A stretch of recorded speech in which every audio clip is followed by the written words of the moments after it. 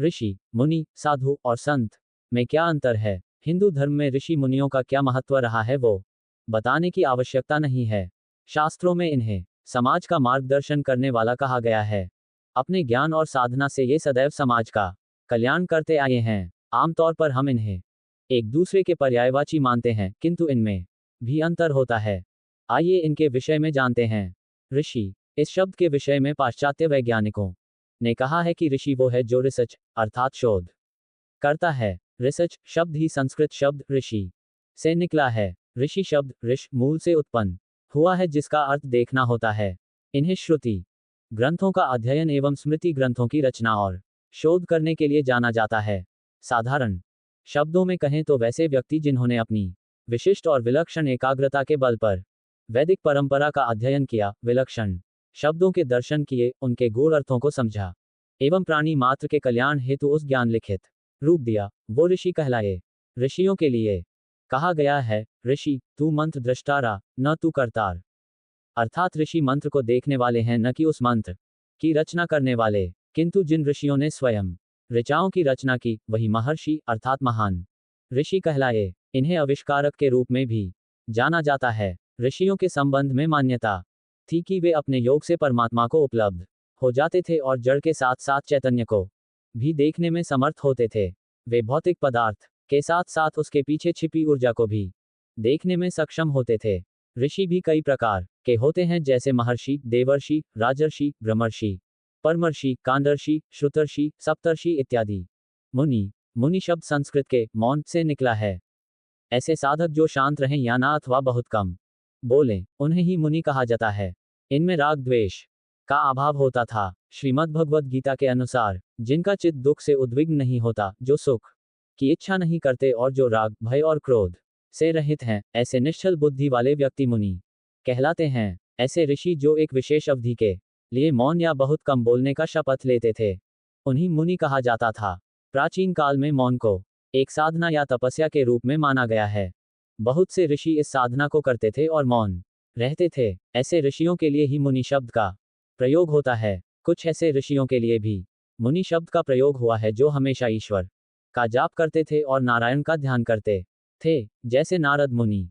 मुनि शब्द का चित्र, मन और तन से गहरा नाता है। ये तीनों ही शब्द मंत्र और तंत्र से संबंध रखते हैं। ऋग्वेद में चित्र शब्द आश्चर्य से देखने के लिए प्रयोग में लाया गया है। वे सभी चीजें जो उज्ज्वल है, आकर्षक है और आश्चर्यजनक है, वे चित्र हैं। अर्थात संसार की लगभग सभी चीजें चित्र शब्द के अंतर्गत आती हैं। मन कई अर्थों के साथ साथ बौद्धिक चिंतन और मनन से भी संबंध रखता है, अर्थात मनन करने वाले ही मुनि हैं। मंत्र शब्द मन से ही निकला माना जाता है और इसलिए मंत्रों के रचयिता और मनन करने वाले मनीषी या मुनि कहलाए। इसी तरह तंत्र शब्द तन से संबंधित है। तन को सक्रिय या जागृत रखने वाले योगियों को मुनि कहा जाता था। जैन धर्म में विशेषकर मुनियों का बड़ा महत्व है। आज भी आप उन्हें अपने मुख कपड़े से ढके हुए देख सकते हैं। जैन धर्म के अनुसार 28 गुणों से युक्त व्यक्ति को ही मुनि कहते हैं। वे गुण हैं जिनकी आत्मा संयम से स्थिर है, सांसारिक वासनाओं से रहित है, जीवों के प्रति रक्षा का भाव रखते हैं, अहिंसा, सत्य, अचौर्य, ब्रह्मचर्य और अपरिग्रह, ईर्ष्या, यात्रा में सावधानी, भाषा, अशना, आहार शुद्धि, आदनिक्षेप, धार्मिक उपकरण व्यवहार में शुद्धि, प्रतिष्ठापना, मलमूत्र त्याग में सावधानी का पालन करने वाले, सामायिक, चतुर्विंशतिस्तव, वंदन, प्रतिक्रमण, प्रत्याख्यान और कायत्सर्ग करने वाले, केशलोच करने वाले, नग्न रहने वाले, स्नान और दातुन नहीं करने वाले, पृथ्वी पर सोने वाले, त्रिशुद्ध आहार ग्रहण करने वाले एवं दिन में केवल एक बार भोजन करने वाले। साधु, साधना करने वाले व्यक्ति को साधु कहा जाता है। ये समाज से हटकर एकांत में या कई बार समाज में ही रहकर किसी विषय की साधना करते थे और उस विषय में विशिष्ट ज्ञान प्राप्त करते थे। विषय को साधने या उसकी साधना करने के कारण ही उन्हें साधु कहा गया।